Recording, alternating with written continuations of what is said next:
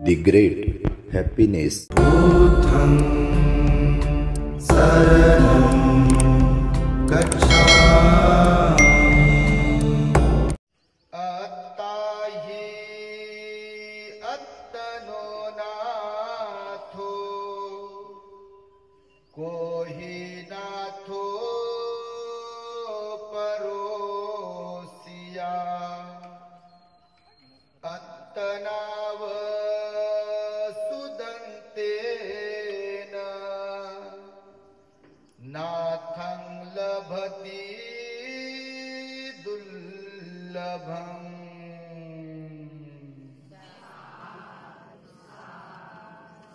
संपूर्ण विश्वाला ज्यांनी सुख शांती मानवता तथा दुःख मुक्तीचा आर्य संदेश दिला असे ते दुःख मुक्तीचे मार्गदाता दुःख मुक्त महामानव महान कारुणिक तथागत भगवान सम्यक संबुद्ध तथागतांनी आपल्या शुद्ध प्रज्ञेतून निर्मिलेला सद्धम्म आणि त्याच सद्धम्माचा गेली 2500 वर्षांपासून सातत्याने अहोरात्र प्रचार आणि प्रसार करणारा पूजनीय भिक्खू संघ या महान आणि सर्वश्रेष्ठ अशा त्रिरत्नांना प्रथमतः त्रिवार अभिवादन करतो। ज्यांच्या महान आणि असीम त्याग प्रभावामुळे आपल्याला जो हा अनमोल असा बुद्ध धम्म लाभला आणि ज्यांच्यामुळे आपल्याला हे एवढे मोठे वैभव प्राप्त झाले असे महान युग प्रवर्तक भारतीय राज्यघटनेचे शिल्पकार परमपूज्य बोधिसत्व डॉक्टर बाबासाहेब आंबेडकर या महामानवाच्या महान अशा धम्मक्रांतीमध्ये संपूर्ण जीवनाला समर्पित करून आज या महान मंगलमय आर्य उपोषित दिनी आपल्या ऐतिहासिक अमरावती शहरातील Akoli road new MHADA colony x building Amravati या ठिकाणी श्रद्धावान धम्म उपासिका ज्योत्स्नाताई ज्ञानेश्वर कावळे आणि त्यांच्या संपूर्ण परिवाराने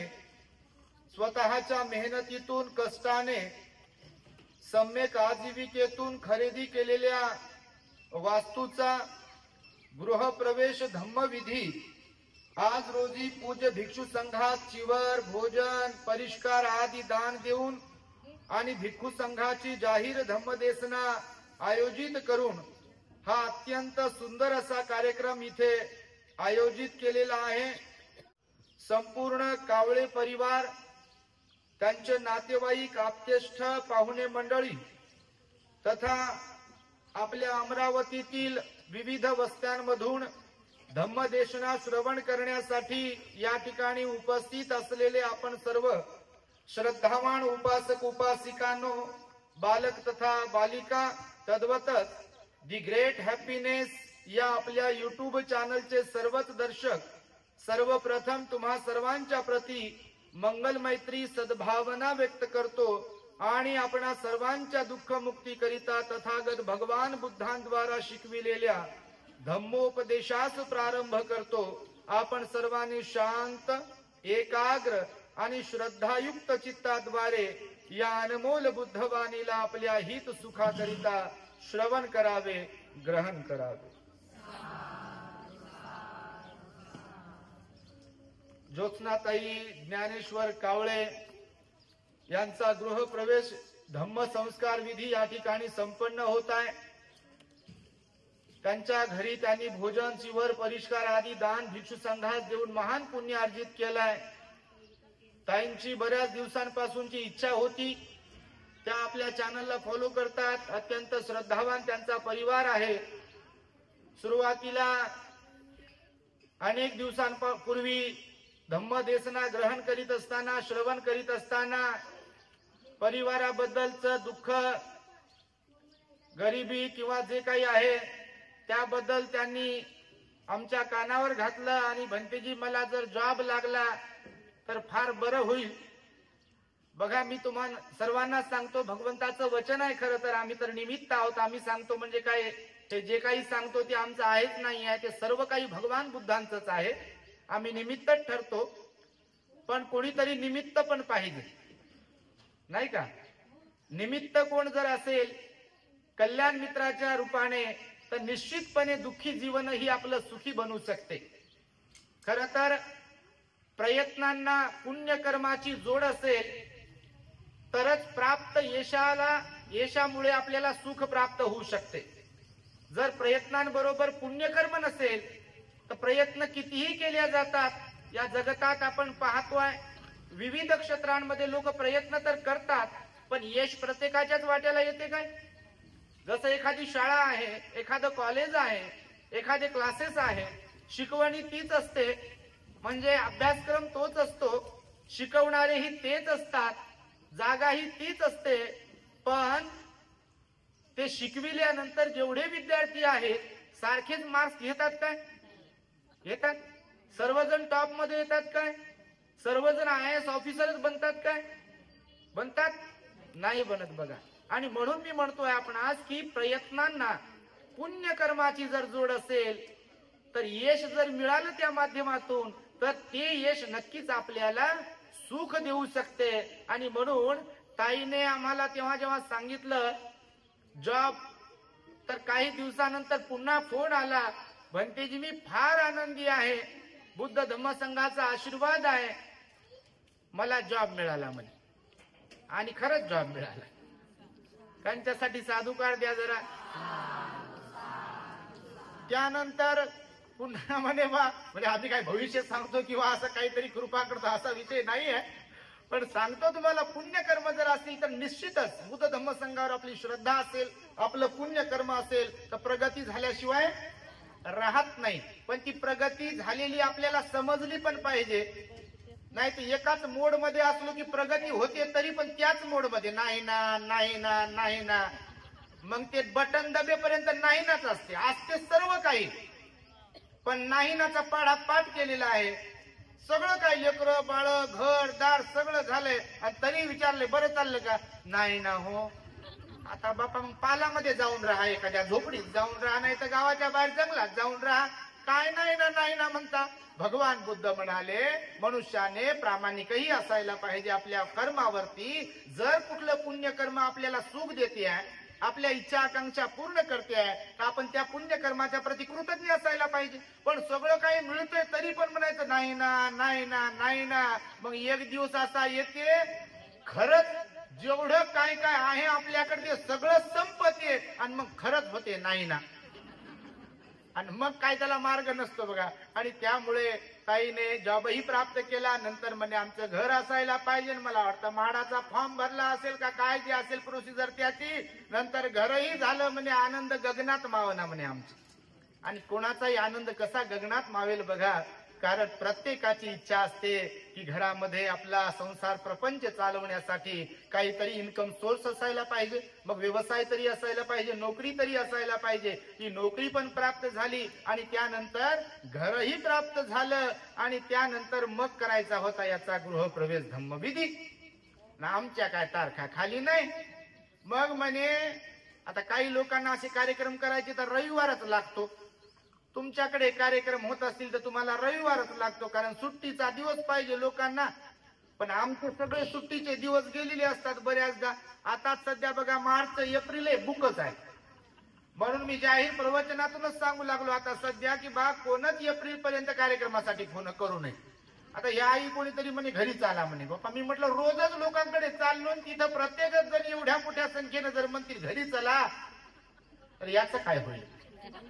एक तर डॉक्टरनं सांगितलं आराम करा ना, आम्ही काय डॉक्टरचं ऐकत नाही. आता हे कधी दगा देईल काही सांगता येत नाही तुम्हाला, ते पण सांगतो. म्हणून मायबाप समाजाने पण विचार केला पाहिजे. ज्यांनी पूर्वनियोजित कार्यक्रमांसाठी आम्हाला निमंत्रित केलं आहे तिथे आपण आलो पाहिजे, तिथे दान पुण्य केलं पाहिजे, तिथे धम्मदेशनेसाठी आलो पाहिजे. घरी येण्याचं निश्चितच तुमचं प्रेम आहे, तुमची आपुलकी आहे, तुमची श्रद्धा आहे की, पण आम्हाला म्हणायचं जे काम करणारे भिक्खू आहे त्यांचाही तुम्ही विचार केला पाहिजे. जसं एखादी आई आपल्या लेकराचा विचार करते, थकून भागून आल्यावर म्हणते का जा म्हणे काम कर बरं तू, म्हणता का? नाही म्हणत ना. तर भगवंतानं तेही सांगितलं आहे की जे प्रामाणिक विनयाला धरून शिलाला धरून काम करत असतील तर त्यांना आपण समजून घेतलं पाहिजे, त्यांना जास्तीच कामाला नाही लावलं पाहिजे. म्हणजे यासाठी म्हणून मी सांगतोय. आणि म्हणून बघा त्यांचं घरही झालं आणि ही गृहप्रवेशाची तारीख घेताना आमची तारीख समजा ही आता होती आणायची खाली, तर त्यांना म्हणालो बा 7 तारीख, 7च आहे ना, त्यांना म्हटलं बा 7 तारीख आहे, पण त्या दिवशी कोणवार आहे? मंगळवार आहे. ते म्हणे भंतीजी फार चांगला आहे म्हणे, ते मंगळवार असो का कोणताही वार असो त्याच्याशी आपल्याला काही देणं घेणं नाही म्हणे, कोणी कार्यक्रमाला येवो न येवो, माझी श्रद्धा आहे बुद्ध धम्म संघावरती, ते मंगळवार असो की कोणता दिवस असो त्या दिवशी तारीख जर भेटत असेल तर माझं पुण्यकर्म आहे म्हणे, माझं अवभाग्य आहे, आणि म्हणून ही तारीख बघा फिक्स केली. आणि पुण्यकर्म काय असते तुम्हाला सांगतो, तारीख घेताना आम्हालाही माहित नव्हतं हे उपोषताचा दिवस आहे, त्यांनाही माहित नव्हता उपोषताचा दिवस आहे, पण आणायचे बरोबर हा दिवस उपोषताचा आहे. बघा याला म्हणतात पुण्यकर्म. म्हणून पुन्हा एकदा कावळे परिवारासाठी तुम्ही साधुकार दिला पाहिजे. कारण भगवान बुद्धांनी ज्या 4 दिवसांची प्रशंसा केली, महिन्यातल्या किती दिवसांची प्रशंसा केली आहे? 4 दिवसांची प्रशंसा केली. खरं तर भगवान बुद्ध म्हणाले प्रत्येकच दिवस चांगलाच असतो, पण तरी सुद्धा तुलनात्मक जर पाहिलं तर उपोषथाचे म्हणून 4 दिवस असतात महिन्यातील, आणि त्या 4 दिवसांपैकी हा एक दिवस आहे. आणि आजच्या दिवशी हा गृहप्रवेश संपन्न होतो आहे. मनुष्याच्या 3 मूलभूत गरजा सांगितलेल्या आहेत: अन्न, वस्त्र आणि निवारा. या 3 मूलभूत गरजा जर पूर्ण झाल्या तर मनुष्य जिवंत राहू शकतो, नाही का, म्हणजे जीवन जगू शकतो. परंतु भगवान बुद्ध म्हणाले अन्न वस्त्र आणि निवाऱ्याची जशी मनुष्याला गरज असते, तर तेवढ्यानेच मनुष्याचं मनुष्यत्व पूर्ण होत नाही, या जीवनाचा मनुष्य म्हणून उद्देश पूर्ण होत नाही. तसं तर मग अन्न भेटत असल्यामुळे, वस्त्र भेटत असल्यामुळे, निवारा भेटत असल्यामुळे जर मनुष्याच्या जीवनाचं सार्थक झालंय असं समजलं, तर मग प्राण्यांना सुद्धा, पशु पक्ष्यांना सुद्धा अन्न भेटल्यावर, त्यांना वस्त्र भेटल्यावर, निवारा भेटल्यावर त्यांच्याही जीवनाचं सार्थक झालंय, जीवन यशस्वी झालंय असं म्हणू शकतो काय आपण? आणि जर तसं असेल मग तर मनुष्याच्या जीवनात आणि प्राण्यांच्या जीवनात काय फरक आहे? प्राणी पण खाण्यासाठी जगतात, जगण्यासाठी खातात, आणि खाता खाता एक दिवस बटन दबलं की, आणि आपलं गणित जर तसंच लावलं असेल आपण, बस खाने के लिए जीना है, जीने के लिए खाना है, बच्चे पैदा करने के लिए जीना है, उनको बड़ा करने के लिए जीना है, उनको स्कूल में दाखिल करना है, कॉलेज में दाखिल करना है, उनको सिखाना है, उनके खड़े अपने पैर पे खड़ा करना है, उनकी शादी लगा के देना है, बच्चे वो पैदा करेंगे, उनके बच्चे संभालना है, और ऐसा करते करते हाथ पैर सभी बॉडी काम से जाएगी, बटन दबेगा और फोटो पे हार आएगा 10-20 रुपए, हो गया जीवन खत्म. याला जीवन म्हणतात का? कोणाचंही जीवन असो, कोणत्याही जाती धर्माच्या लोकांचं असो, मला सांगा याला जीवन म्हणावं का? मनुष्य मनुष्य आहे, आणि जगातील सर्व प्राण्यांमध्ये सर्वात बुद्धिमान प्राणी जर कोणता असेल तर तो मनुष्य आहे. बुद्ध कोण बनू शकतो? मनुष्यच बनू शकतो. अरहंत कोण बनू शकतो? मनुष्यच बनू शकतो. संत कोण बनू शकते? महापुरुष कोण बनू शकते? इतरांचं सर्वार्थाने भलं कोण करू शकते? मनुष्यच करू शकते. प्राणी करू शकतात काय? नाही करू शकत. प्राणी करू शकतात का? त्याला म्हणा बरं तुम्ही स्वयंपाक करून देता का? थोडासा घेते का? कसा करून देईल? त्याला म्हणावर माझ्या नावचं काहीतरी तू बोलून त्यांना नमस्कार करून ये, ते करेल का? ते तू माझ्या नाव शाळेत जाऊन ये, कॉलेजमध्ये जाऊन ये, सगळेच कामं करेल का? तात्पुरत्या स्वरूपात सोडा हो, काही काही प्राणी पण कामं करतात, पण सरासरी जर घेतली तर मनुष्यात आणि प्राण्यांमध्ये फरक आहे का नाही? बिलकुलच फरक आहे. म्हणून भगवान बुद्ध म्हणाले फक्त अन्न असलं म्हणजे, वस्त्र असायला असलं म्हणजे, किंवा निवारा असला म्हणजे आपलं जीवन सार्थक झालं असं नाही म्हणू शकत. तर आपल्या जीवनामध्ये आपल्याला खऱ्या अर्थाने निर्वाणाकडे, खऱ्या सुखाकडे वाटचालही करता आली पाहिजे, नाही का? आणि त्यामुळे आपलं जीवन सार्थकी लागेल. बरं, यामध्ये गोष्ट अशी एक आहे की जीवन जगत असताना आज आपल्या देशाचा, जगाचा जरी विचार केला तर खरं तर प्रत्येकालाच काही घर नाही आहे. आहे म्हणता का तुम्ही? तुमच्या अमरावतीच्याही आजूबाजूला किंवा शहराच्याही मधोमध कुठे रोडवरती, रोडला लागून काही लोक राहतात. बघा, बघितलं तुम्ही? कधी सिग्नलला लोक राहतात, गरीब लोक राहतात, असे त्यांच्या अंगावरती बरोबर कपडे नसतात, मळकटलेले कपडे असतात, पालामध्ये राहतात, ते धोतर साड्या वगैरे असे ते बांधतात, लाकडं वगैरे लावतात आणि त्याचं घर बनवतात, तिथे त्यांचा संसार होतो. स्त्रिया तिथे बाळंतीण होतात. लहान लेकरं तिथे लहानाची मोठी होतात, 3 दगड लावतात, त्याच्यावरती पातेलं ठेवतात, तेही पातेलं काळभोर झालेलं मळकटलेलं, त्याच्यामध्ये फार कमी तेल असेल नसेल काय माहित नाही, त्याच्यामध्येच अन्न शिजते आणि तिथेच खातात बघा. एकीकडे असंही जीवन आहे. म्हणजे घर प्रत्येकालाच सहज प्राप्त होत नाही. दुसरी गोष्ट, जे अन्न पंचपक्वानाचं आपण खातोय, आपल्या समाजाचा जरी विचार केला तर एकेकाळी आपलीच लोक कंगाल होते बघा. बिलकुल काहीच नव्हतं, 18-20 दारिद्र्य होतं. भरजरीचे कपडे आतात बापा, नाकात आणि कानात आणि बोटात आणि पायात आणि कुठं बापा माय म्हणता मावना, मडके भरले, कपाट भरले, काय काय भरते. एवढी श्रीमंती आहे बघा, बिलकुल जळमंता जळे ना एवढी श्रीमंती आहे. कितीतरी पिढ्या जगवतील एवढे पैसे आणि सगळं काही आलं, ही पुण्याई कुणाची आहे? खरं तर अशा प्रसंगी आपल्याला जेव्हा जेव्हा जे काही प्राप्त होते तेव्हा कोणाच्या प्रती कृतज्ञ असायला पाहिजे आपण? बिलकुल बाबासाहेबांच्या प्रती कृतज्ञ असायला पाहिजे. जर महामानव बाबासाहेब जन्माला आले नसते तर जन्म तर प्राप्त झालाच असता हो. हे काय भवचक्र थांबत नाही. नर मादी स्त्रिया पुरुष एकत्र आले की जन्म झाला. वेल 5चे 50 आणि वेल मांडवाला गेला म्हणून समजा बापा तुमची अमरावती आता जेवढी आहे तेवढी थोडी असेल. आता हेच इथल्या माणसांनी हे जागा शेतीची जागा असेल ही विकत घेतली. बडनेरा आणि अमरावती ती एकच झालंय आता, आहे का नाही? अगोदर बडनेरा वेगळा असेल, अमरावती वेगळी असेल, आणि आता कोण म्हणते काय अमरावती बडनेरा वेगळा आहे म्हणून? एकत्रच झालेला आहे. त्याच्या पुढे गेलं, बडनेराच्या इकडे पुढे गेलं, इकडे कुठं कुठं दर्यापूर काय सगळं एकत्रच होते की काय माहित नाही. सगळा जिल्हा 2-3 जिल्हे मिळून, कारण हे वेल काय थांबणार नाही बाप्पा. हे खरोखरच मानवाला जाणार आहे, मध्ये गॅप काय राहणार नाही बघा कुठे. आपण निघून जाऊ तोपर्यंत, पण नंतर मात्र ही वेल, एक वेल असते बघा तुमच्याकडे असते की नाही माहित नाही, त्या वेलेला काय म्हणतात माहित नाही. कोणती? नाही बापा, अशी पिवळसर असते, तिची काळी जरी समजा अमर वेल. तुमच्याकडे अमरच म्हणतात का त्याला बापा? तिची अशी काळी जरी घेतली आणि कोणत्या झाडावर टाकून दिली का तिथं ते पूर्ण त्या झाडाला व्यापून टाकते, एवढं ते वाढते बघा अमर वेल. हे सगळे अमर वेलच आहे अमरावतीचे. त्यामुळे बघा भगवंताचं वचन आहे की मनुष्य जीवनामध्ये जगत असताना प्रत्येकाला तिथे घर आहे असं नाही आहे. आजही कोणी लोक वर्षानुवर्ष पंजोबापासून आजोबापासून आता सध्या त्यांची मुलं पण पालामध्येच राहतात, झोपडीमध्येच राहतात, दुसऱ्याच्या जागेमध्ये राहतात, भाड्याने राहतात, किरायाने राहतात. तुमच्या अमरावतीत तुमच्याही घरात लोक राहत असतील बघा. म्हणजे गरिबी आजही आहे. सगळ्यांच्याच वाट्याला घर नाही आहे. काही त्या घरामध्ये भोजन करत होतो आम्ही कावळे परिवारामध्ये, काही आल्यापासून म्हणे घर छोटं आहे, म्हणे घर छोट. बापा काय छोटं घर, चांगला एवढा मोठा चांगलं हे माडाचं घर का असे ना, पण हक्काचं घर मिळालं याच्यापेक्षा मोठी गोष्ट अजून कोणती असू शकते? कारण स्वाभिमानानं राहायचं असेल आपल्याला, इज्जतीनं राहायचं असेल आपल्याला, तर खरोखर स्वतःचं घर असायला पाहिजे. भगवान बुद्ध तर म्हणाले जरी गरिबीत आपण जन्मलो तरी गरिबीत मरता कामा नये.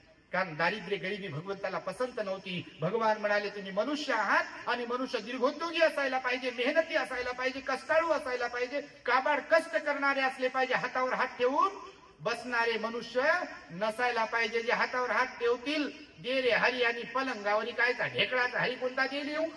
कोणाचा आहे हरी असो, त्यांचा असो की आपला असो, कायचा देते येऊन? देईल का येऊ? देते का? आता समजा तिथं जेवण बनवले, ते बिचाऱ्या माया मावल्या सुरूच आहे त्यांचं. काय बनवलंय काय माहित बापा. आमचे भंतेजी म्हणे भंतेजी इकडचं भोजन कोणतं आहे म्हणे फेमस. मी म्हटलं बा इकडं मांडे, अजून त्याच्या बरोबर ज्याला जे आवडेल ते खातात. म्हटलं बा लय फेमस आहे इकडं. इकडे काय बनवलंय माहित नाही. लग्नात कोणत्या बर्थडे मध्ये कुठं कुठं तेच जेवण आहे. तर बघा आता ते तिथे जेवण बनवत आहे आपल्या माय मावल्या, नाही का? आता जेवण समजा तयार झालंय त्यांचं, आता बिचाऱ्याच्या ऐकायला भेटतं, हे पुण्य आहे कर्म त्यांचं. परंतु मी तुम्हाला हे सांगतो, प्रत्येकालाच पंचपक्वान भेटते काय?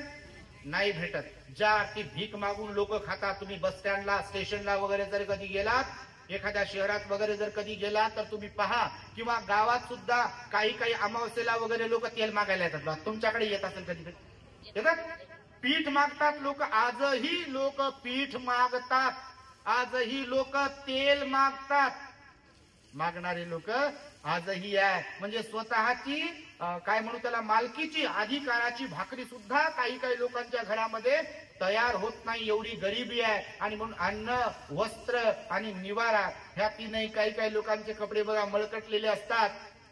आणि काही काही लोकांचे कपडे असे भरजरीचे असतात बघा. लग्न कार्यात कुठं कधी गेलो आम्ही, बर्थडेला वगैरे कधी गेलो आणि बस सहज आता आम्हाला ते सांगावं लागते असं थोडंसं मोटिवेशनल, तर विचारतो कधी कधी. त्या दिवशी एका बर्थडेत गेलो, त्या पोराला विचारलं त्याचा की तो बर्थडे होता बा 18वा का 19वा बर्थडे करत होते ते. तर त्या पोराला म्हटलं बा ड्रेस तर फारच सुंदर आहे म्हणे. म्हटलं कोणी घेतला? ते म्हणे पप्पाने आणि मम्मीने घेतला. मी म्हटलं बा कितीचा आहे? तू गेला होता सोबत? तो म्हणे हो. तर म्हटलं कितीचा ड्रेस आहे? तर ते म्हणे भंती 4,500चा आहे म्हणे. तर मी म्हटलं बापा 4,500चा ड्रेस तर नवर देवाचा राहते आपल्याकडे, तुला नवर देव बनवलं म्हणजे बघा. एकीकडे एवढी श्रीमंती आहे आज, आणि दुसरीकडे बघा फाटके तुटके कपडे असतात, ठिगळ लावलेली कपडे असतात, गरिबी आहे. हे सांगतो यासाठी मी तुम्हाला की प्रयत्न करणारे जरी सर्वच असले तरी सुद्धा यश प्रत्येकाच्याच वाट्याला इथे नाही आहे, कारण पुण्य कर्मावर अवलंबून आहे म्हणाले भगवान बुद्ध. म्हणून सर्वजण सक्सेस होत नाही.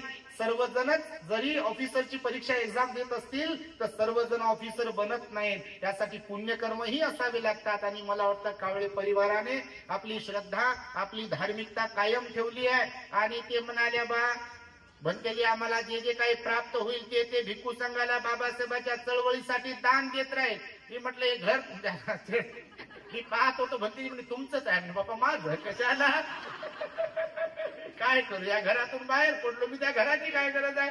आता काम करायचं आहे धम्माचं. त्यामुळे मी त्या प्रवचनात त्या दिवशी आमच्या वर्षावासात सांगितलं, मी तर म्हटलं बा औरंगाबादला काय त्या मॉनेस्ट्रीमध्ये काय कुठे राहील काय राहील माहित नाही, कारण धम्माचा प्रचार प्रसार करायचा आहे. जोपर्यंत हे शरीर साथ देते तोपर्यंत पळायचं आहे. आणि त्यामुळे जीवन फार सुंदर आहे. पण भगवंताचं वचन, ही जी मी आता गाथा म्हणालो धम्मपदातील गाथा, तिचा थोडक्यात तुम्हाला अर्थ समजावून सांगतो, एक दृष्टांत सांगतो आणि माझं प्रवचन संपवतो. खरं तर मी बोलणार नव्हतो, परंतु प्रवचनासाठीच बोलावलंय. गृहप्रवेशाचे कार्यक्रम तुम्ही पाहत असाल, अमरावतीमध्ये भरपूर कार्यक्रम होत असतील, रोज होत असतील.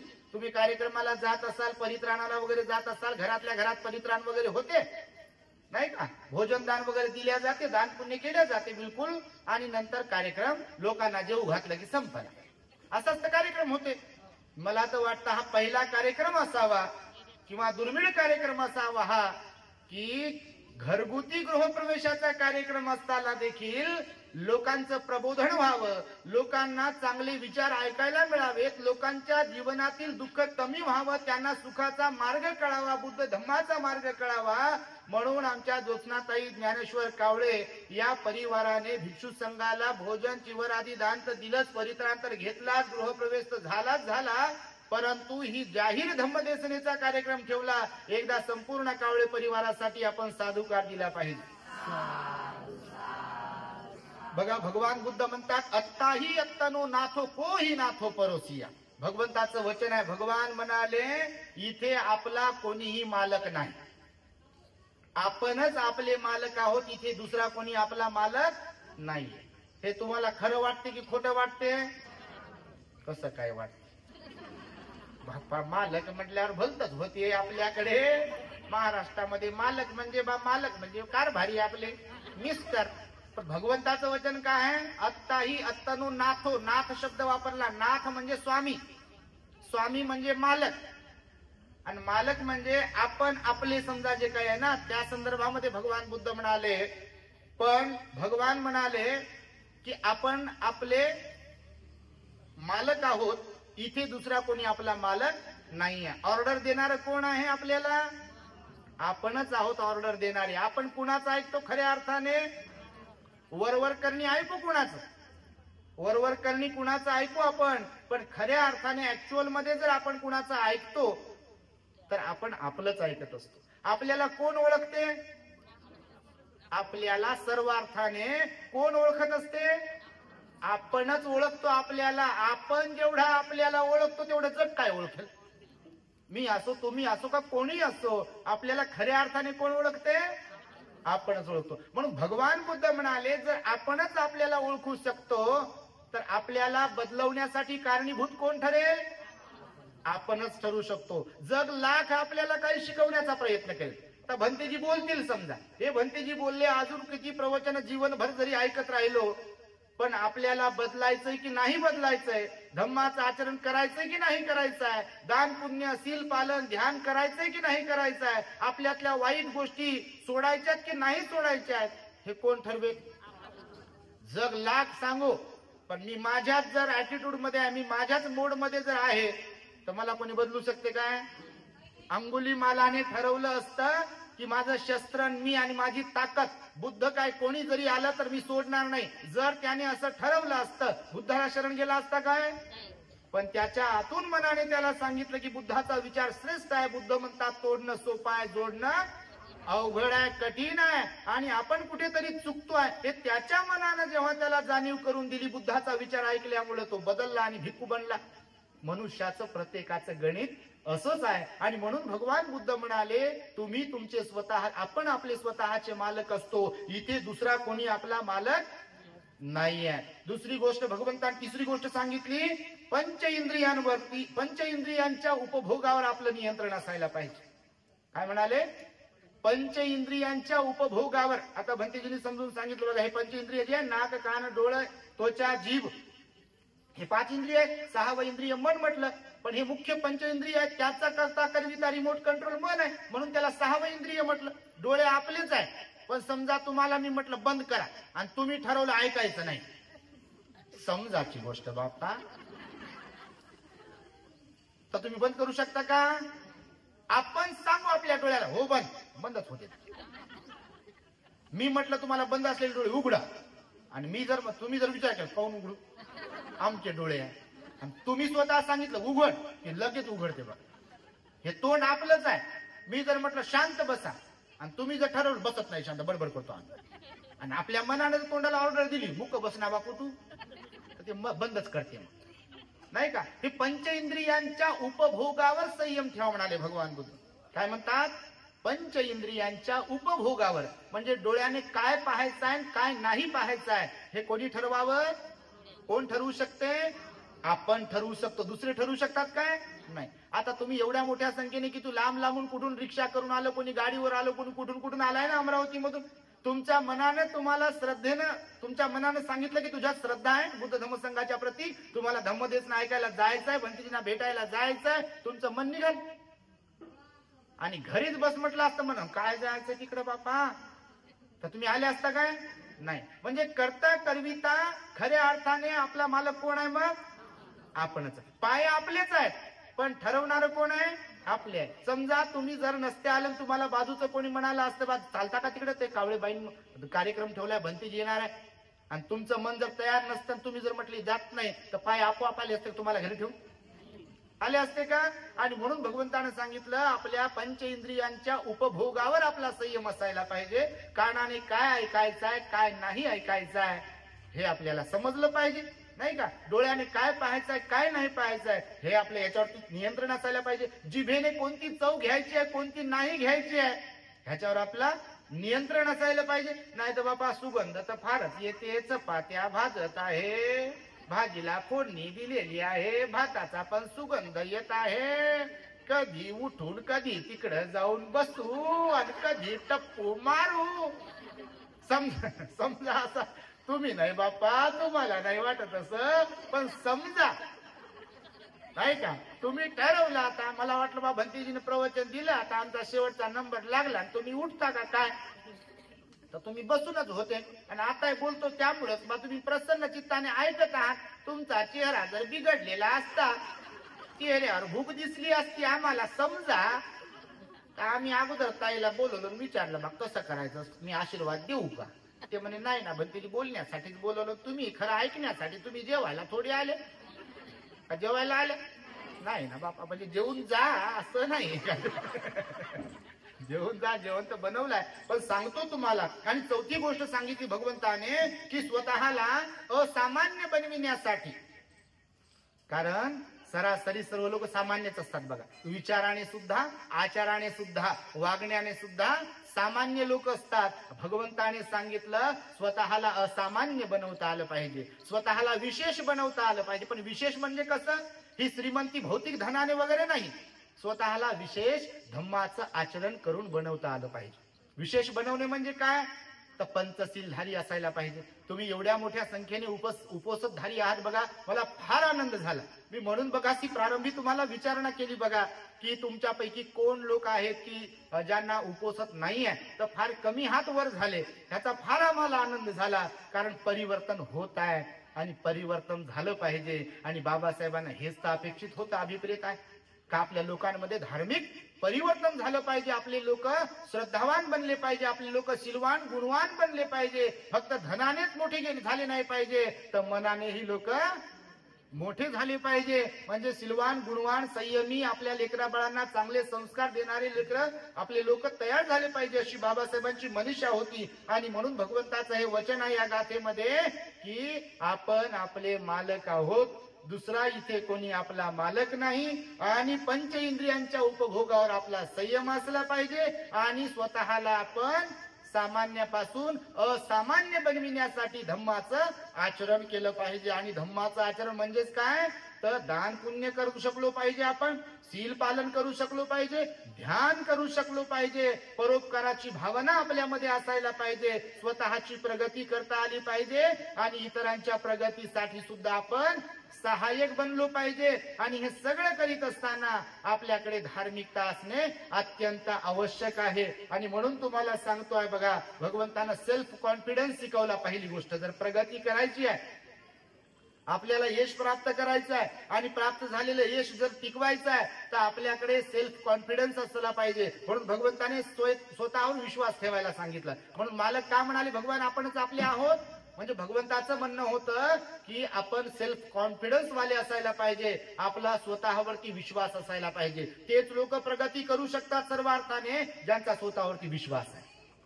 ते लोक जागेवरच असतात, जागेवरच बसतात, कधीच प्रगती करू शकत नाहीत ज्या लोकांचा स्वतःवरती विश्वास नाही आहे. बघा, आपला स्वतःवरती विश्वास असायला पाहिजे, कारण या जगामध्ये अशक्य प्राय अशी कोणतीच गोष्ट नाही आहे म्हणाले भगवान बुद्ध. आपले काय शिकवलं आपल्या भगवंताने, या जगामध्ये आपल्या जीवनामध्ये अशक्य अशी कोणतीही गोष्ट नाही. म्हणून बघा, ती मराठीमध्ये म्हण आहे, प्रयत्ने वाळूचे कण रगडिता त्यातून तेलही गळे. म्हणजे ऍक्च्युअल मध्ये काय वाळूच्या कणातून तेल गळत नाही, पण ते म्हण यासाठी काढली आहे की प्रयत्न जर केले तर आपल्याला त्यातून प्राप्त होते यश. म्हणून यश प्राप्त होण्यासाठी भगवान बुद्ध म्हणाले, पहिली गोष्ट तर स्वतःवरती विश्वास असावा, दुसरी गोष्ट आपल्याकडे पॉझिटिव्हिटी असायला पाहिजे, सकारात्मकता.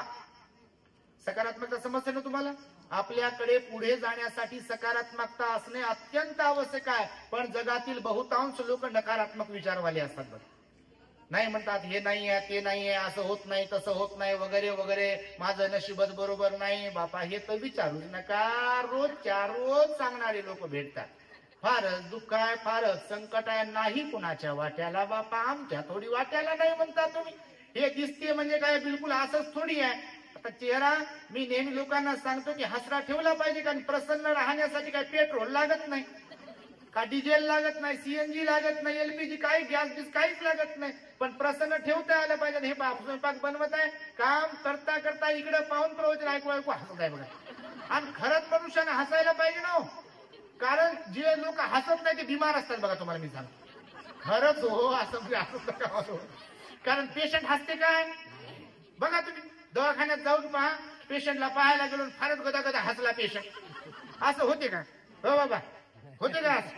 आणि पेशंट हसेल कसा, ते दुःखी असते ना. आणि दुःखी राहणं, चेहऱ्यावर 12 वाजून राहणं, नाराज राहणं, राग ठेवणं, हे दुःखी माणसाचं लक्षण आहे. आणि म्हणून मी सांगतो तुम्हाला नेहमी, आपली ही मुद्रा जी दिसते ही प्रसन्न ठेवली पाहिजे. दुःख सुख प्रत्येकाच्या वाट्याला आहे, संकट प्रत्येकाच्या वाट्याला आहे, त्रास प्रत्येकाच्या वाट्याला आहे. मुलाबाळांचा, घरदाराचा, गरिबीचा, श्रीमंतीचा, सगळ्या गोष्टींचा दुःख कुणाच्या वाट्याला नाही इथे म्हणाल. फक्त दुःखाचा प्रकार आणि प्रमाण वेगवेगळं आहे, पण दुःखी इथे प्रत्येक जण आहे. तुम्ही सर्वांची गोष्ट करा, तुम्ही किती माडीवर माडी असू द्या बापा, मी तर सांगतो, हे कॉन्ट्रॅक्ट ज्याला भेटला असेल तेही दुःखी आहे हो. हे यांचा जे मालक असेल की नाही तेही दुःखी असेल. त्याला पैसे तर देऊ द्या कवळे परिवाराने, ते म्हणेल तुम्ही कमीच दिले मनातल्या मनात. म्हणजे प्रत्येकाला वाटते बा अजून मिळालं पाहिजे, अजून मिळालं पाहिजे, समाधानच नाही तर सुख कशाचं आलं. सुख कशात आहे म्हणाले भगवान, समाधानात सुख आहे. संतुष्टी परमं धन, हे भगवंताचं वचन आहे. संतुष्ट असणे हे सर्वात मोठं धन आहे आणि जीवनामध्ये संतुष्ट असता आलं पाहिजे, आपल्याला राहता आलं पाहिजे. नाही तर बापा असंतुष्ट राहणारे लोक खरंच 12 वाजवलेले असतात चेहऱ्यावर. मी नेहमी सांगतो, घड्याळाचं जेव्हा बॅटरी संपते, सेल संपते, तेव्हा मिनिटाचा, सेकंदाचा आणि घंट्याचा काटा एकाच ठिकाणी असा टिक टिक टिक करते बघा. म्हणजे ते मरायचे असं याच्यात असते ते. तर तसे काही लोक, हो सगळे मुलं बाळ, विचारलं त्यांना मुलं बाळ आहे का? हो मुलं बाळ आहे. लग्न कार्य? हो झालं लग्न कार्य. बरं शेत वगैरे? भरपूर शेत आहे. प्रॉपर्टी? भरपूर प्रॉपर्टी. झालं काय? काय नाही नेमकं. आता कोणाला लेकरू बाळ नसेल, दुःखी असेल बा समजू शकतो. कोणाला प्रॉपर्टी वगैरे नसेल, नोकरी वगैरे नसेल तर दुःखी आहे, समजू शकतो नाही का. ज्यांना हे सगळंच आहे भौतिक दृष्ट्या, मी म्हणतो त्यांनी दुःखी जर राहिलं तर त्यांच्यापेक्षा रोगिष्ट या जगात दुसरं कोणी असू शकते का? तुम्ही रोगिष्ट आहे का? खरंच नाही आहे बापा. चेहऱ्यावर स्माईल आहे, एवढं हसते, तिकडं माणसाच्या चेहऱ्यावर आहे बापा असं काही नाही का तुमच्या? नाही, तुम्ही लय खुश आहे. सगळे त्या सगळे दूर दूर पर्यंत बसले ते सगळे, आणि तुमच्यापेक्षा जास्त ती ह्या सुखी आमच्या आहे बसल्या स्वयंपाक करत. विचारा तुम्हाला खाऊ घालतात तर त्यांचं प्रवचन ऐकायला भेटलं, खरं तर त्यांचं पुण्य कर्म त्यांना ऐकायला भेटते, नाही तर काय ढेकळाच ऐकायला भेटते. लग्न कार्यात जातात ते, लग्न लावते तेवढं ऐकायला भेटते. इच्छा नसताना झंपलं देऊ घातले लोक निघले घरी पैसे घेऊन. परंतु पुण्यकर्म असते, चांगले विचार ऐकायला भेटण्यासाठी सुद्धा पुण्यकर्म लागते. आणि म्हणून तुम्हाला सांगतो, भगवंतानं सांगितलं, जो दुसऱ्यावर विसंबला त्याचा कार्यभाग बुडाला. म्हणून भगवान म्हणाले, दुसऱ्यावर विसंबून राहू नका, बिलकुल सक्रिय राहा, प्रयत्नवादी राहा, उत्साही राहा, निरुत्साही राहू नका, हातावर हात ठेवून बसू नका, नशिबाची गोष्ट मनावर घेऊ नका का बा नशीब येईल तेव्हा होईल. असं जर असतं तर लय काय काय झालं असतं. निसर्गाच्या विरुद्ध घटना घडल्या असत्या. नशीब असतं नशीब म्हणण्यासाठी. नशीब आहे कशाचं नशीब म्हणता तुम्ही? जर नशीब असतं तर हातपाय न हलवता लोक श्रीमंत झाले असते. नशीब असतं तर लय काय काय गोष्टी झाल्या असत्या. पण नशीब नाही म्हणाले कोणी, भगवान वगैरे. प्रयत्न करावे लागतात. आणि त्यामुळे तुम्हाला सांगितलं, प्रसन्न राहा, उत्साही राहा, प्रयत्नवादी राहा आणि परोपकारी राहा. पुण्यकर्म करत राहा. दुसऱ्यांच्या वाट्याला, सुखाला, दुखाला जात राहा. दुसऱ्याच्या फक्त सुखातच गेलो नाही पाहिजे, लग्नात नाचायलाच गेलो नाही पाहिजे. लग्नात नाचायला जायला लोकांना लय आवडते बापा. टप्पू मारायला तर विचारू नका. काही काही ठिकाणी एकदा मागे काही दिवसापूर्वी एक आई बाबा आले, त्यांच्या मुलाचं लग्न होतं. लय मोठं लग्न लॉनवर लावलं आणि लय लोक आले, 4-5 हजार काही लोक आले होते. तर ते लग्नाला लोक भरपूर आले, त्याच्यामुळे स्वयंपाक कमी पडला. तर मला म्हणे, भंतेजी स्वयंपाक तर तेवढाच बनवला होता म्हणे जेवढ्या पत्रिका वाटल्या होत्या. मी त्यांना म्हटलं, पत्रिकेत असं लिहिलं होतं का? ज्याच्या घरी पत्रिका देऊ लागले तेव्हा तुमच्या घरातले 2 येता का 3 येता का, अशी लिस्ट वगैरे तयार केली होती का? आता यांचा काय दोष आहे स्वयंपाक करणाऱ्यांचा? बिचाऱ्यांनी बनवला, त्यांना जेवढं सांगितलं तेवढं. ते आगाऊ बनवतात थोडासा. तर ते म्हणाले, तसं काय लिहिलं नव्हतं. मी म्हटलं, एका समाजात लिहितात तसं, तुमच्या माहितीसाठी सांगतो, सिरियसली माहिती का तुम्हाला? एका समाजात लग्नाला, कोणत्या वास्तुशांतीला, कोणत्या कार्यक्रमाला येत असेल, तुम्ही पत्रिका असेल की नाही, पत्रिका द्यायला आलेला माणूस विचारते की किती जण येणार. खरंच हो, तुमचेच मन लयच मोठे बापा. माल बनवलंय तुम्हाला. लिस्ट करतात ते, नेसरामच्या घरचे एवढे येणार आहे, भंडारीच्या घरचे एवढे येणार आहे, अजून कोणाच्या घरचे एवढे येणार आहे, काय काय येणार आहे. तेवढा स्वयंपाक बनते आणि म्हणजे ते वाया जात नाही. सकाळी 7:30 वाजता लग्न लागते, तुमच्या माहितीसाठी सांग. तुमच्या अमरावतीत लागत असेल आणि आपलं तर बापा गणितच नाही. मी तर आपल्या लोकांना सांगत आहे आजकाल, तर पत्रिकेत असं लिहा वेळेच्या ठिकाणी की आपल्या आगमनापर्यंत लग्न लागेल. हो, सकाळी 11चं लग्न काही 5 वाजता लागाव का? सकाळचं 11चं लग्न 4 वाजता लागते, 3 वाजता लागते, 5 वाजता लागते. आम्ही समजा गेलो नाही. काही काही आपले लोक आम्हाला शहाणपण शिकवतात, म्हणते की तुम्ही कशाला थांबता. आम्ही थांबत तर नाहीच. आता तर विषयच नाही थांबण्याचा. तुमच्या माहितीसाठी सांगतो, तो तर काळच गेला. पण ज्यांना बोलवलं ते जर नाही आले की नाही, तर पब्लिक मधून ज्याला पंचशील वगैरे येते की नाही, वंदना बिंदना नाही, ते जाते माहिती आहे. त्याला त्याच्यातच लय खुशी की मी लावलंय लग्न. मग असं लोकांना जर पर्याय भेटत असतील तर लोक सुधारतील का बाबा? सुधारतील लोक? सुधारतील का? सुधरत नाही लोक. आणि म्हणून तुम्हाला सांगतो आहे की भगवंत म्हणाले आपल्या मेहनतीवरती विश्वास ठेवा, प्रसन्न राहा, खुश राहा आणि दुसऱ्यांच्या म्हणजे परोपकाराची जाणीव पण ठेवा. ज्यांचे आपल्यावरती उपकार आहेत त्याची पण जाणीव ठेवा. जीवनामध्ये हार मानू नका की माझी प्रगती होणार नाही, माझं काही खरं नाही वगैरे वगैरे, मी आत्महत्या करतो ना. असेल तसं सकाळी एकाचा फोन आला आमच्या भंतीला, ते म्हणे फार त्रास होतो म्हणे मला काही गोष्टींचा आणि मी जीव देतो म्हणे भंतीची. मी तर मनातल्या मनात म्हणतो बा ज्यांना वाटते जीव द्यायचा आहे समजा वय लागले त्यांनी आमच्याकडे या. पण आमच्याकडे आल्यावर अटी आणि शर्ती आहे. म्हणजे आल्यावर असंच राहायचं असा काही विषय नाही. तुमच्या गरजा पूर्ण होत नाही ते तुमच्या मनासारखं कोणी वागत नाही म्हणून तो जीव कोणालाही द्यावा वाटेल. दुसरों के लिए औरों के लिए जी कर देखो ना, जीव द्यायची इच्छाच होणार नाही. स्वतःच्याच साठी फक्त बाल्याची मायन दाबाची खोली आणि सगळे गेले चुलीत. अशा विचाराने जीवन जगत असाल तर मग कमी जास्त मनाच्या विरुद्ध झालं तर जीव कोणालाही द्यावा वाटेल. दुसऱ्यांच्यासाठी जीवन जगून पहा ना, मग कायला जीव द्यावा वाटेल. आम्हाला तर वाटते बा म्हणजे मनातल्या मनात जे बाबासाहेबांचं काम करतो प्रामाणिकपणे, लोकांमध्ये बदल होतोय, लोक सुखी होत आहेत, परिवर्तन होत आहे. आम्हाला 200-300 वर्ष कासवासारखं आयुष्य लाभलं तर बाबा अजून काम करू.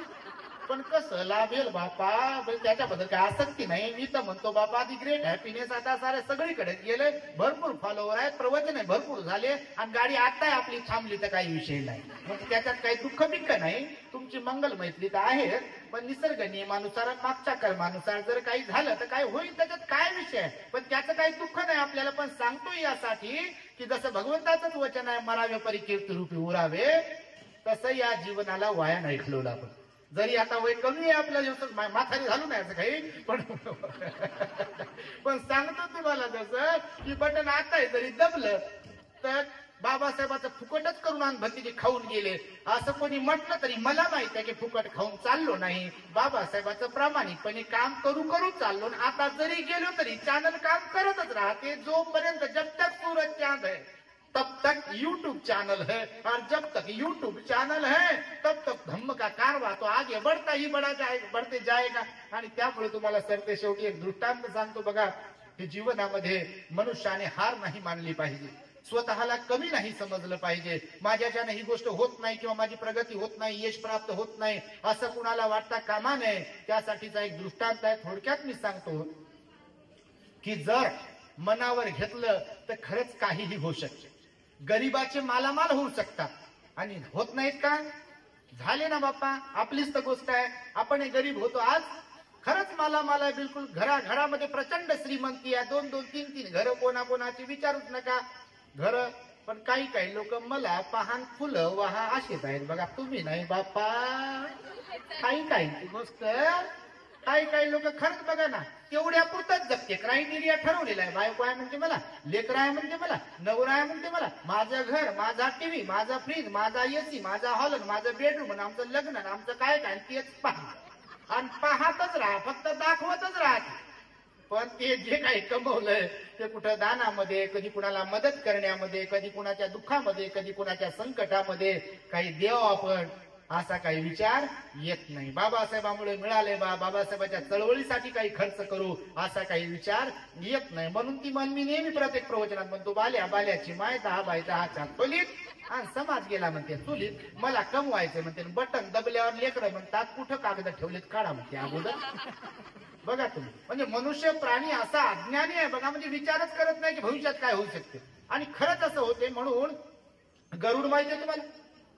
गरुड माहिती आहे, उंच भरारी घेते गरुड. गरुडाचा दृष्टांत सांगतो. मी सांगितलेला आहे मागे, अनेक दृष्टांत रिपीट होतात, पण ऐकणारे जे लोक असतात बिचारे, ज्यांना युट्यूब वगैरे चालवता येत नाही, पाहता येत नाही, त्यांच्यासाठी पहिल्यांदाच असते म्हणून ते सांगतो. कधी रिपीट होतात तरी. तर गरुड बघा, गरुडाचं जे आयुष्य असते 70 वर्षांचं असते. लक्षपूर्वक आहे का, शॉर्ट मध्ये सांगतो. गरुडाचं आयुष्य 70 वर्षांचं असतं. पण त्याच्या वाट्याला जेव्हा 40 वर्षाचा झाला तेव्हा 3 संकट येत असतात त्याच्या वाट्याला. 40 वर्षाचा जेव्हा गरुड होते ना, आयुष्य किती वर्षाचं असते? सरासरी त्याचं 70 वर्षांचं असते.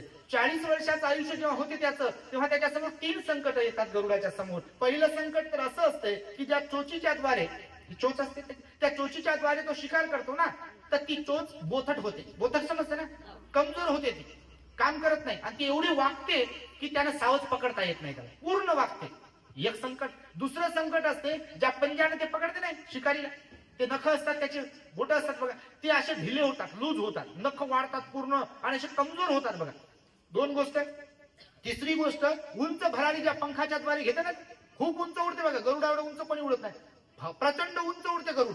त्या गरुडाचे जे पंख असतात 40 वर्षाचं झाल्यानंतर ते कमजोर होतात, ते असे त्याच्या अंगाला चिपकतात त्याचे दोन्ही पंख. आणि दुसरी त्या गोष्ट त्या पंखामधली की त्याचे केस विरळे होतात, हे पिसारा जो असतो ना त्याचा, ते विरळ होतात, त्याच्यामुळे तो उंच भरारी घेऊ शकत नाही. किती संकट आले त्याच्या वाट्याला? 3 संकट. जेव्हा तो 40 वर्षाचा होतो ना तसे 3 संकट आले. 3 संकट आल्यानंतर त्याच्या समोर 3 पर्याय असतात. लक्षपूर्वक आहे काय? समजते तुम्हाला? माझी भाषा समजते ना? बाबा आमची भाषा काय अमरावतीवाली नाही आहे.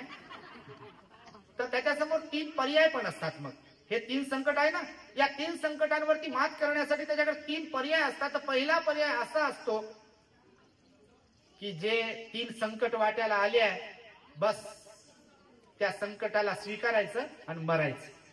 हा पहिला पर्याय. संकटाला सामोरं जायचं, सामोरं नाही जायचं, स्वीकारायचं मरणाला आणि संपवायचं जीवन. दुसरा जे पर्याय आहे त्याच्या वाट्याला आलेला, तो पर्याय असतो की गिधाड. माहिती आहे तुम्हाला? गिधाड.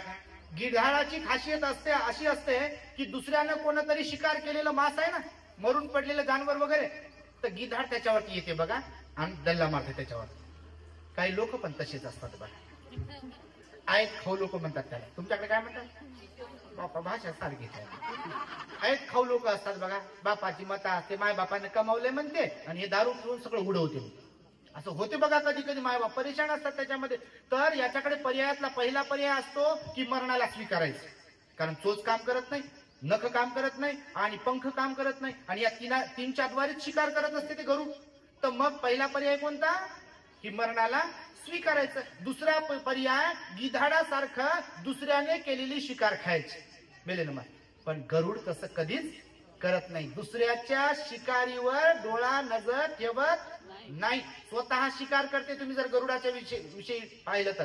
दुसरा पर्याय कोणता? गिधाडासारखं दुसऱ्याने मारल्यावरती म्हणजे खायचं, दुसऱ्यावर विसंबून राहायचं. तिसरा पर्याय असतो की आपल्या शरीराची पुनर्स्थापना करणे, शरीराची पुनर्स्थापना करणे, तिन्ही संकटावर मात करणे. तर तिन्ही संकटावर मात करण्यासाठी तिसरा पर्याय तो निवडतो.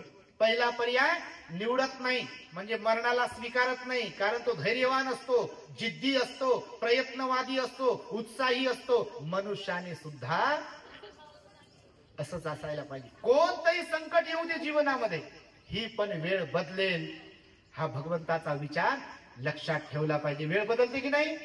बिलकुल बदलते बघा. आता तुम्ही सकाळपासून बसलात, दुपार झाली, दुपार नंतर सायंकाळ होईल, नंतर रात्र होईल, इथे उजेड होता दिवसभर, नंतर अंधार पडेल. वेळ बदलते बिलकुल. आपण लहान होतो बाल्यवयामध्ये, तेव्हा लहान होतो, नंतर तरुण मध्यवयस्क, मध्यवयस्क म्हातारे, आणि म्हातारे झाले की बटन दबलं गेल, मग होते.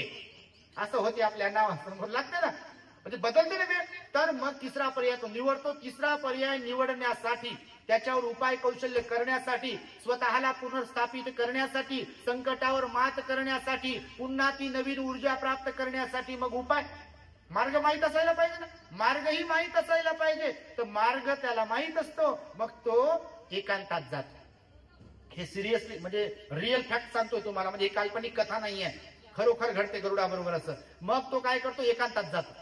एकांतात जातो, एखाद्या उंच ठिकाणी हळूहळू जातो तो, बसत उठत समजा थोडं उडत, आणि जातो तिथे. तर दगडाला मारू जी चोच खराब झाली आहे, बोथड झाली आहे, तर दगडाला ती चोच अशी आदळू आपटू जुनी चोच जी आहे ना ती पूर्ण काढून टाकतो. रक्तबंबाळ होतो त्या दरम्यान बघा. पूर्ण चोच ती संपवतो, काढून टाकतो. ती चोच संपवली की मग स्वतःचे नख आहेत, ते नख पण असे दगडावर मारतो आणि ते नख पूर्ण काढून टाकतो पूर्ण. अगोदर त्याच्या जी चोच वगैरे आहे त्या चोचीद्वारे ते पंख जे आहे ना, म्हणजे लूज झालेले एकदम आणि विरळ झालेले एक एक एक एक पंख उपटतो तो. ह्या प्रक्रिया करत असताना त्याला 150 दिवसांचा कालावधी लागतो जवळपास. अंदाजे बघ किती दिवस? 150 दिवसांचा कालावधी लागतो जवळपास. हे तीनही करत असताना प्रचंड वेदना होतात त्याला. तुम्ही स्वतःचे केस उपटून तर पहा, स्वतःचं नख काढून तर पहा, पण त्या यानं नाही बरं का, नेल कटरन असं उपटल्यावर किती त्रास होईल, भयंकर त्रास होतो. आपलं नाक जसं व्हिडिओ राहतं आपलं तर किती त्रास होईल आपल्याला. पण तसं करू नये बापा. पण किती त्रास होईल, भयंकर त्रास होईल. त्याला किती त्रास होत असेल, पण जगण्याची उमेद असते, जगण्याची त्याच्यामध्ये एक चेतना असते, एक ऊर्जा असते, एक उत्साह असतो आणि ती नवीन ऊर्जा तयार करण्यासाठी हा त्रास तो सहन करतो.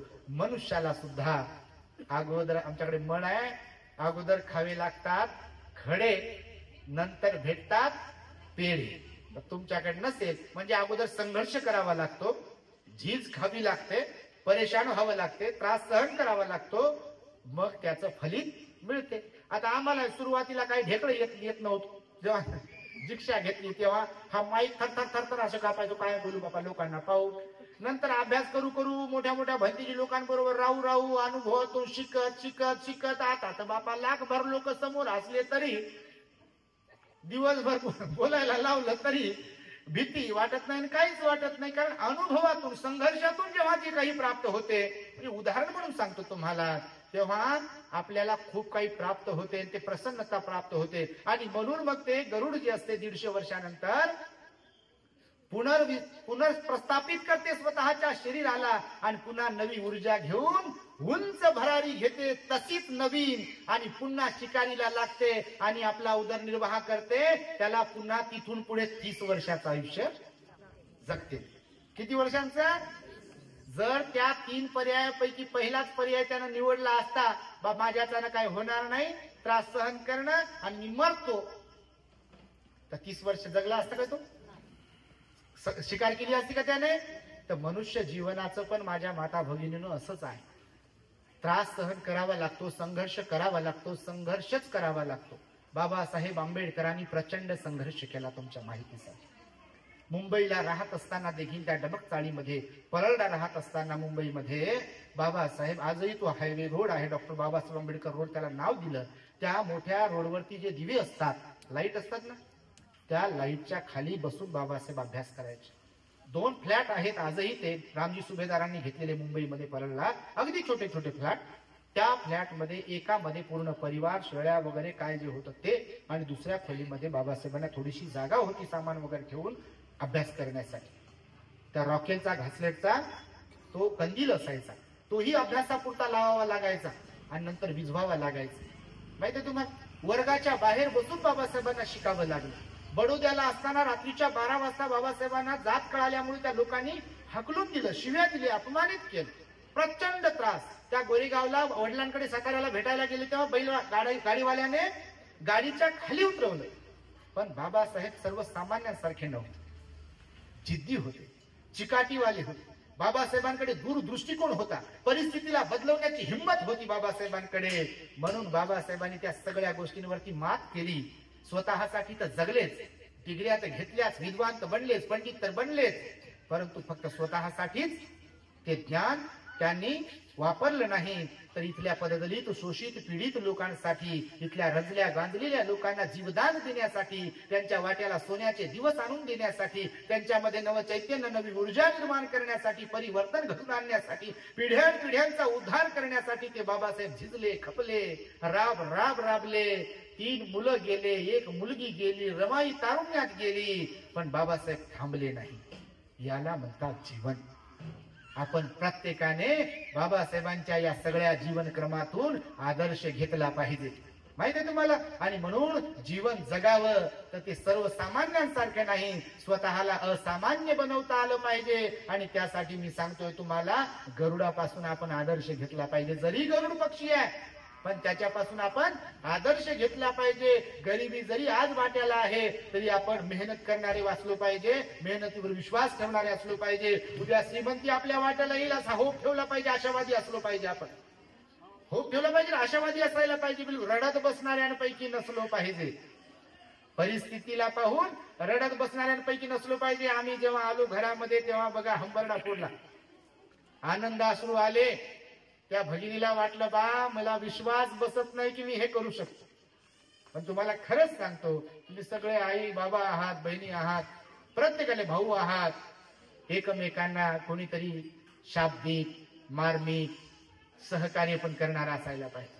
कोणाला तरी कोणी असं काय म्हणू त्याला आपण की प्रेरित करणारही असायला पाहिजे. एकमेकांना धीर देणारही असायला पाहिजे. दुःख ऐकून घेणारही असायला पाहिजे. आणि दुःख झालं तर समजून सांगायला पण कोणीतरी पाहिजे. आणि म्हणून भगवान बुद्धांनी आपल्या बघा कल्याण मित्र सूत्रामध्ये सांगितलंय, या जगाचे कल्याण मित्र बुद्धानंतर जर कोण असेल तर तो भगवंताचा श्रावक संघ आहे. आणि म्हणून आम्ही पाहतो, म्हणजे स्वतःची पाठ थोपटून घेत नाही. मी सुरुवातीलाही सांगितलं, आम्ही निमित्त आहोत, निमित्त मात्र आहोत. हे सर्व श्रेय तर भगवंताला जाते, त्याच्यानंतर बाबासाहेबांना जाते. परंतु कितीतरी लोक आपल्या दुःखावर मात करत आहेत.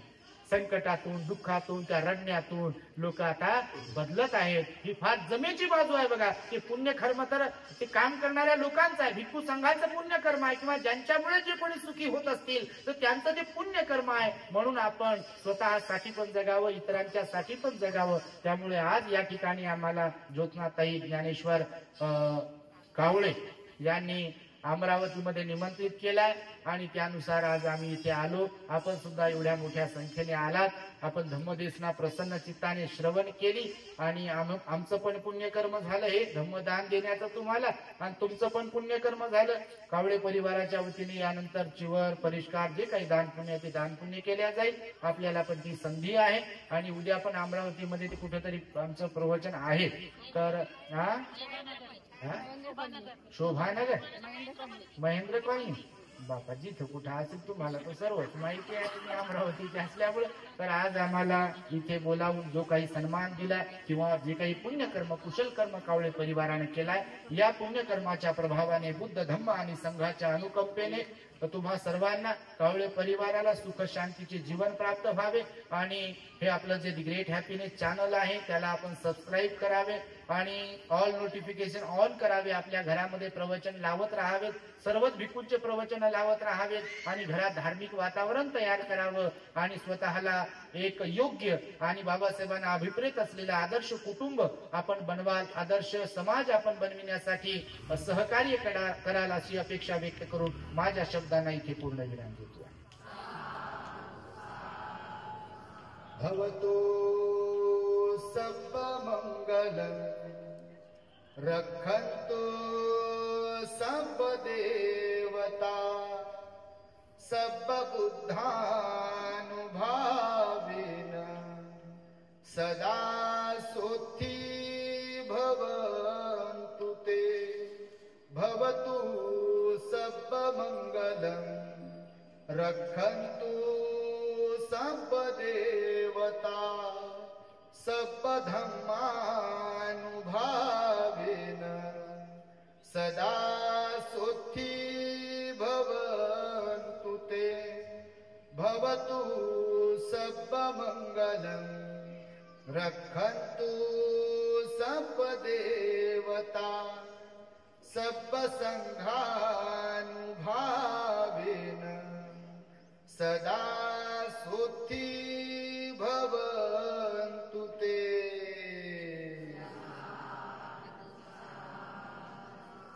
बुद्धं नमामि, धम्मं नमामि, संघं नमामि.